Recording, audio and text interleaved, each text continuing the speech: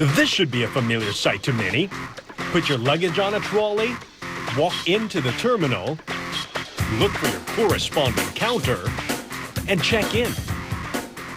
Except I'm actually looking for a sign that says fast bag drop because thanks to technology, I've already chosen my seat and checked myself in 2 days ago.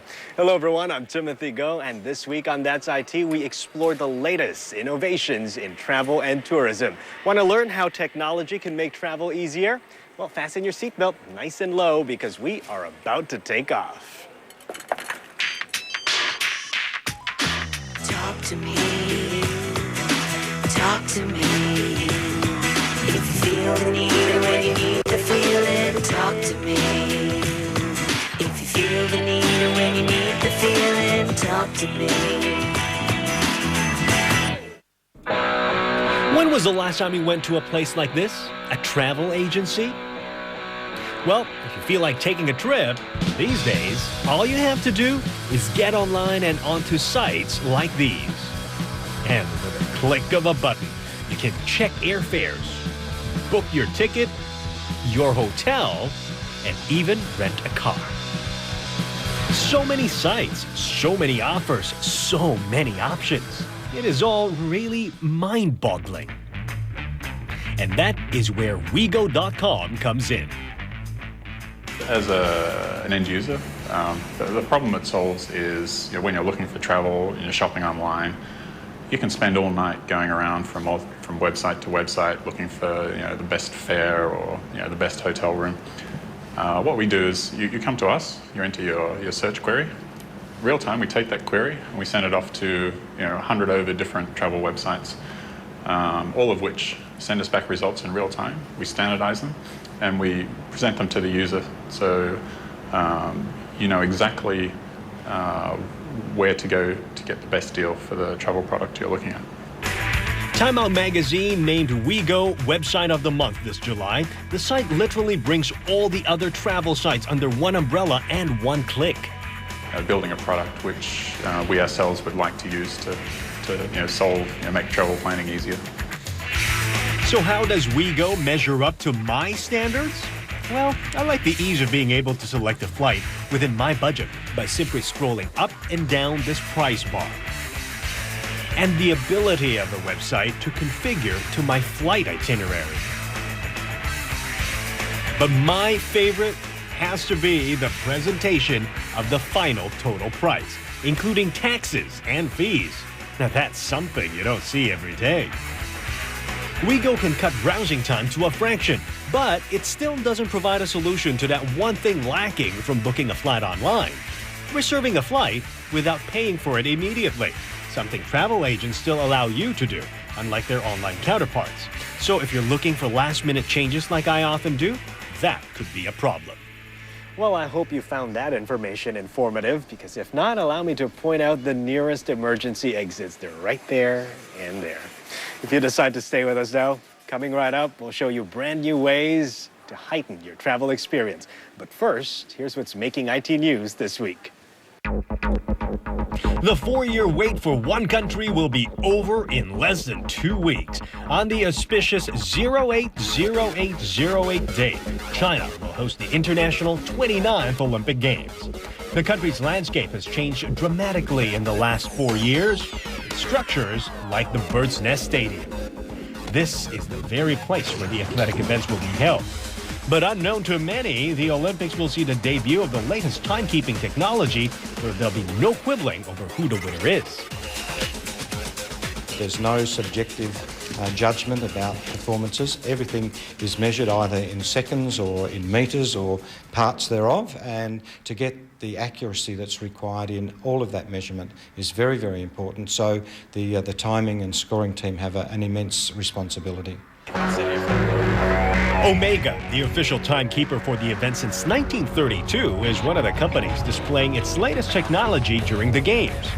Their new and improved versions of equipment promise to reduce the number of controversial decisions that judges will have to make.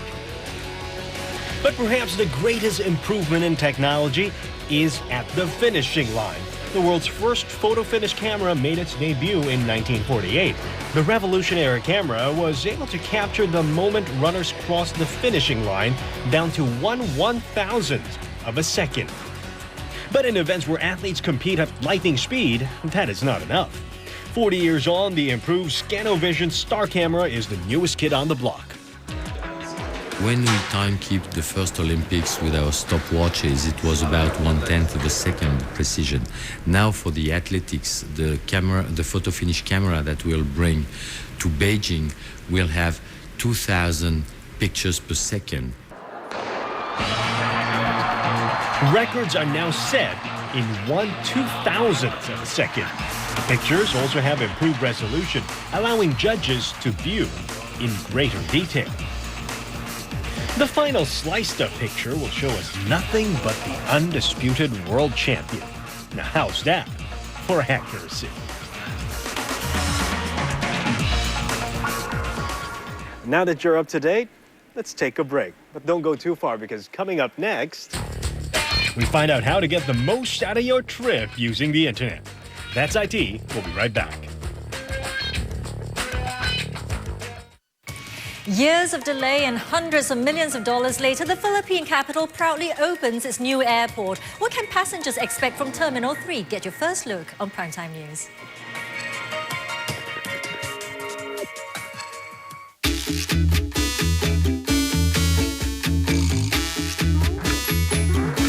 If there's one thing we know about life, it's that nothing stays the same.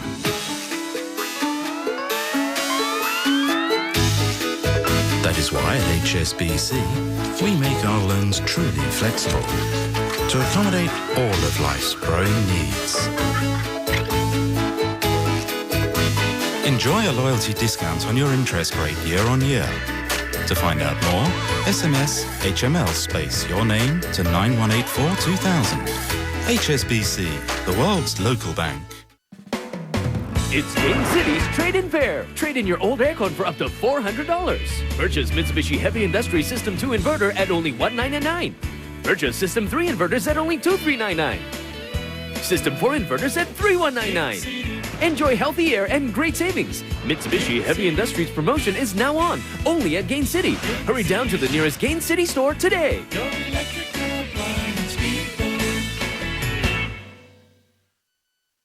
我的客厅有个矿泉，我的主人房还有一个迷你矿泉。只要家里24小时都有冷热矿泉水，就 Perry Ocean。多喝水 ，Perry Ocean。 Announcing the arrival of a new nightly business bulletin on Channel News Asia. Asia Business Tonight. Now you can get a sense of the business day in Asia. From key business developments to the latest market numbers, keep abreast with the economic front. With different targeted segments through the week, get financial tips and analysis to help you make the right business decision.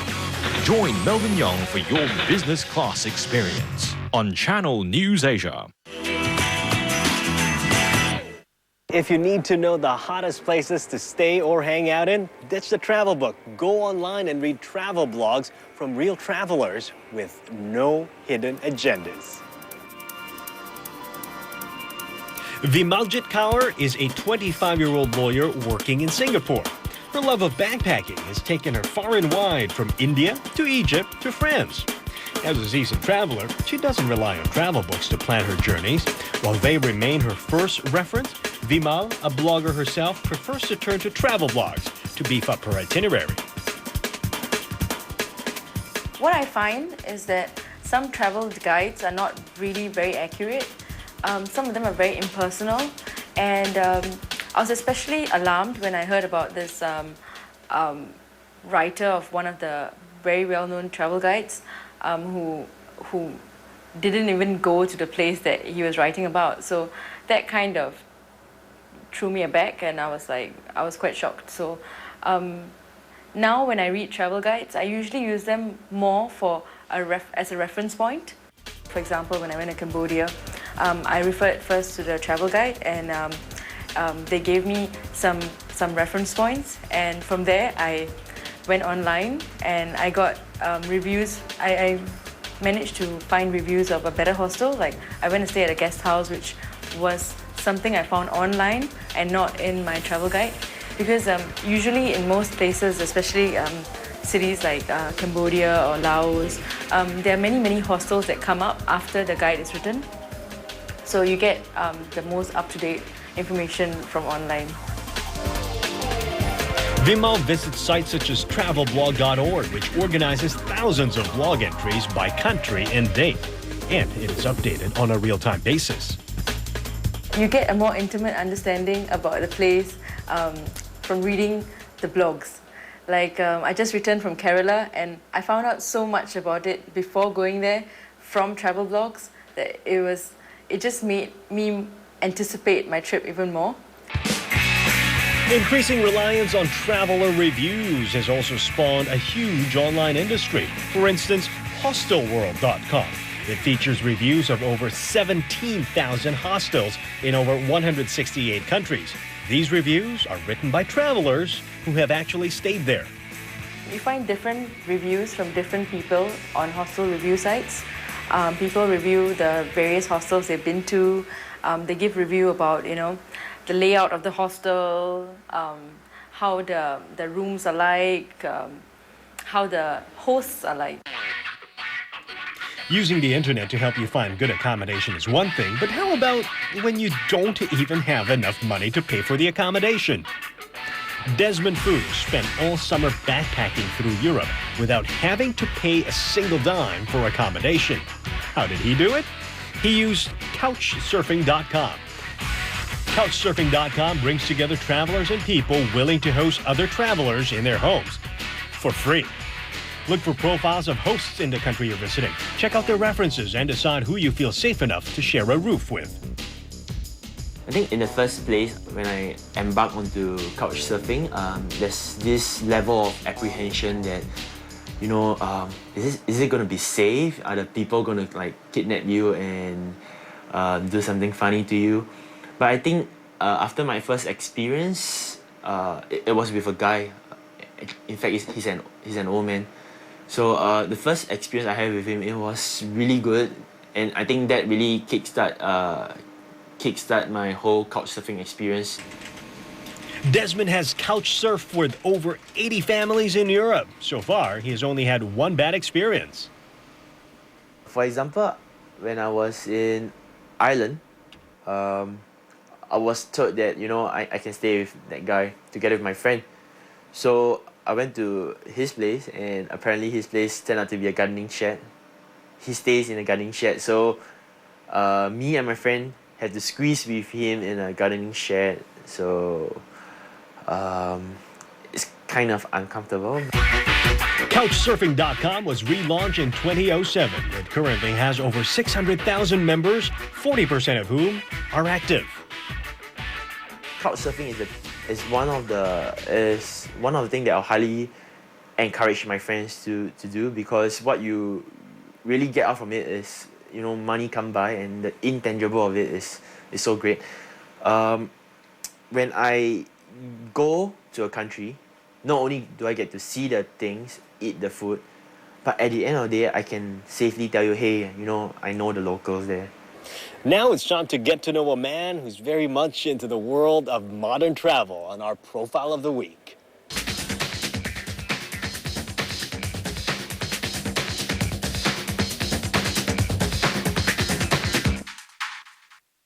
All right, Martin, how often do you check your website for travel deals? Well, I'm kind of involved in getting some of those deals on the site, so pretty often, at least every day, I'm on the site looking for what's going on. You ever been tempted to click on one of them and just go away for a weekend or something like that? Sure, actually, I did this last weekend, actually. I just went to play some away for a few days. Okay, wow. Yeah, and so just took a couple of days off at short notice and went up and played some golf. All right, when you're out on a weekend trip like that, do you bring along all your work gadgets with you, your laptops and things? I mean, I'm not really gadget man. I don't have a huge amount of stuff. I carry a mobile phone, obviously, always with me, BlackBerry, but a lot of the work I need to do is looking at agreements and spreadsheets and stuff, so the BlackBerry is of limited use in that respect. So I still have to bring my laptop, and I'm a dedicated Mac user, so I bring that, and that's got everything I need on it. And then the other critical thing is my iPod. So I do intend to, in the fairly near future, combine the iPod and the phone element into an iPhone, but I haven't quite got around to doing that yet. Okay, what kind of a traveler are you? Are you the one who would board a plane, try to do all your work, you know, while you're flying to some destination, or do you completely shut off and, you know, rest and watch a movie or read a book? Well, working for a startup, you know, we tend to have to fly down the back of the bus. So I find, you know, working on your computer is actually pretty difficult in that environment. You've got somebody right next to you, and you know, if somebody leans the seat back behind you, you can't even put your laptop up. So I've kind of decided that the price the company has to pay for making me travel in economy is that it's my own time. So yeah, I do watch movies. I listen to my iPod. I read. I mean, I know I work for an internet company, but I do actually still love reading newspapers. I read The Economist cover to cover every week. So I always have a book with me as well. So that's what I use that time for. Well, can't you get like special deals for traveling on business class or something like that? Not in this situation. We'd rather use our relationships to maximize the benefit to our consumers rather than ourselves. All right. Would you like to be able to make phone calls with your mobile phone while you're flying? Send SMSs and things like that. I don't know. I mean, it would be useful on occasions, but I don't think it's a necessity. In fact, I actually quite like the idea that that's somewhere that people can't get hold of you. So, you know, I can think of situations where it would have been useful, but I don't think, if not for me, it's not a must-have. Okay, one day when you get to travel on first class or business class and you get to open up your MacBook and actually work, would you like to be able to surf the internet while you're in a long-haul flight? That would be useful. That would be useful. I do agree with that. I would love that. So for airlines out there listening, that will be useful. Thank you very much, Martin. You're welcome. Coming up next, we show you how GPS is changing the way we travel. Years of delay and hundreds of millions of dollars later, the Philippine capital proudly opens its new airport. What can passengers expect from Terminal 3? Get your first look on Primetime News.